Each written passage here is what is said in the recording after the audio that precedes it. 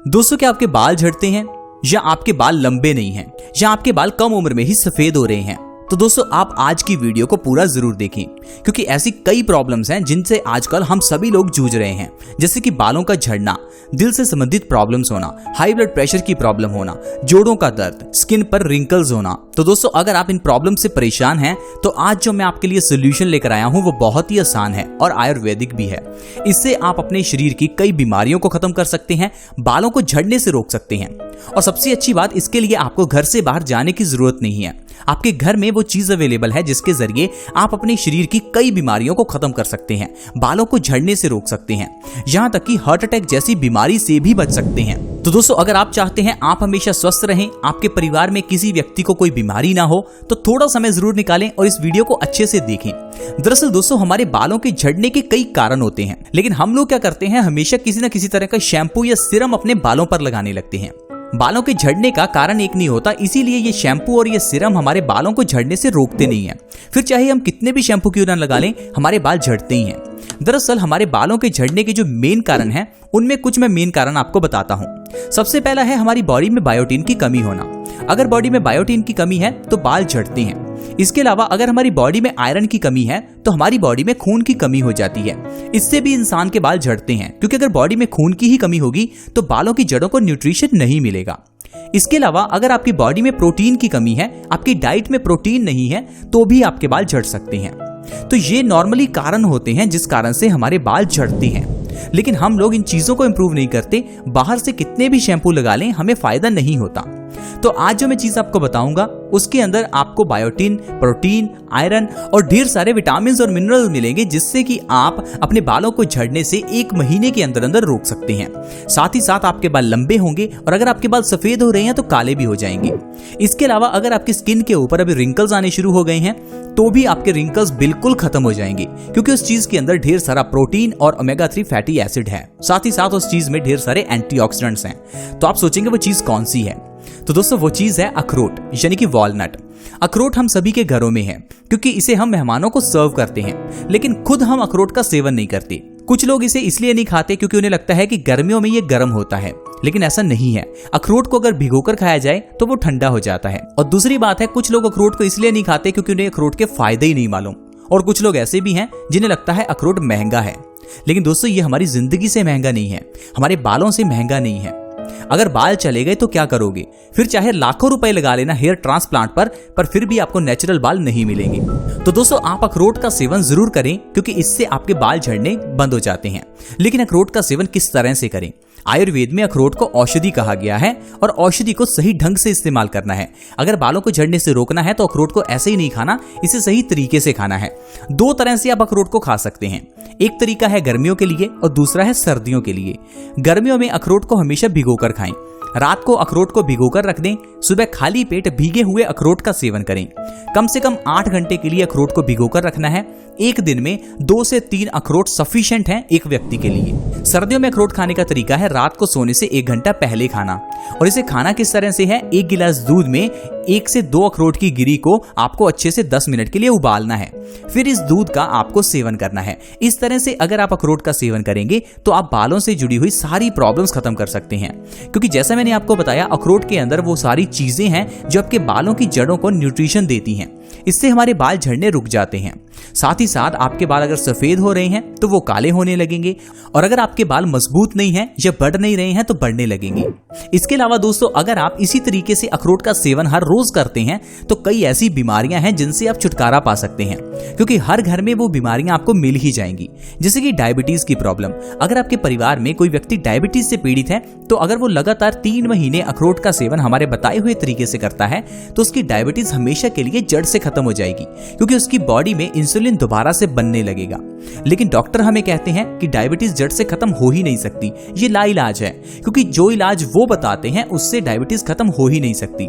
लेकिन आयुर्वेद में diabetes, thyroid ऐसी बीमारियों को पित्त की श्रेणी में रखा गया है, यानी कि ऐसी बीमारियां जो एसिडिटी के बढ़ने से होती हैं।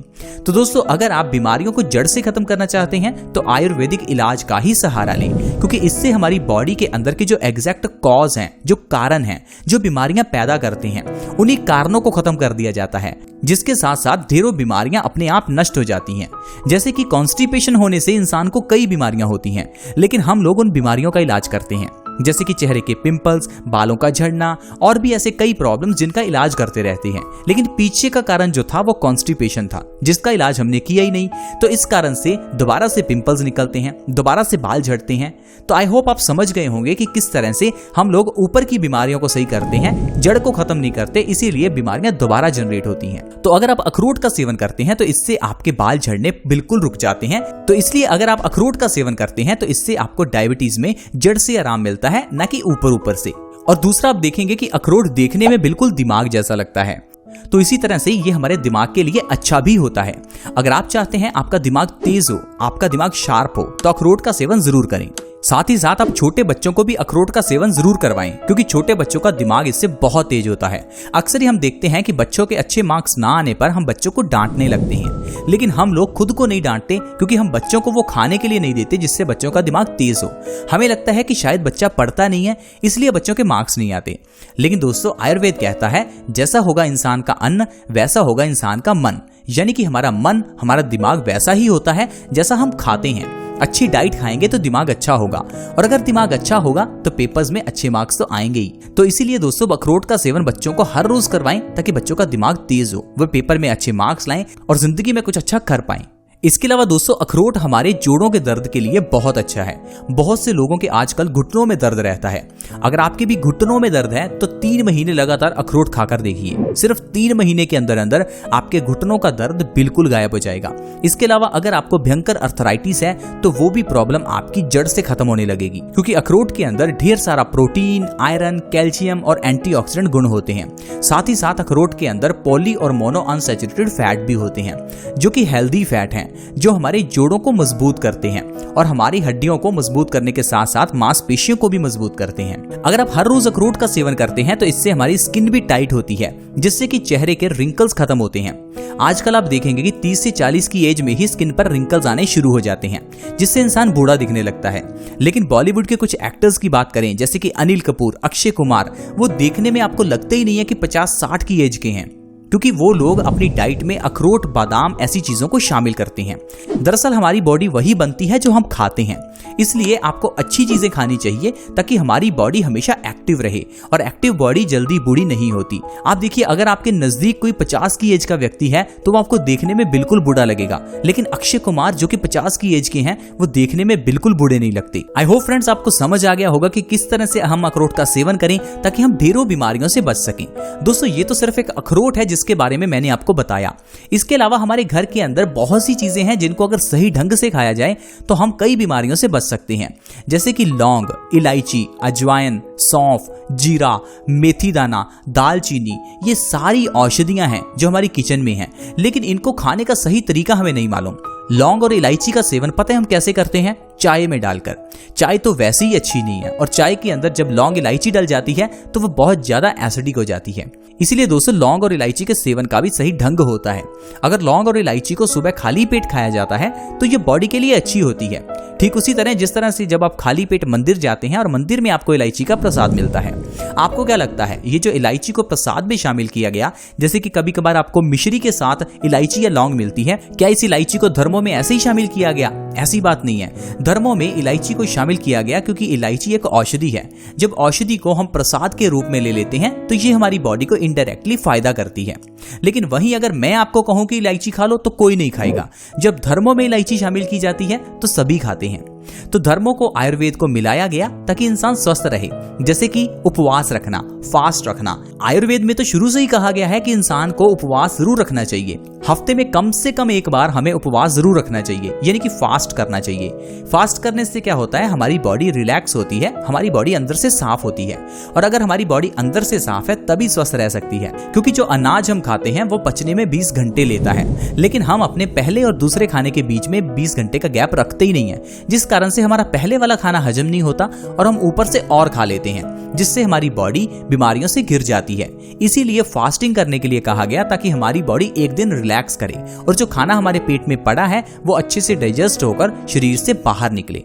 लेकिन हम लोग फास्टिंग को भी अंधविश्वास मानने लग गए। हमें लगता है कि शायद धर्मों में बताई गई ये चीजें अंधविश्वास हैं।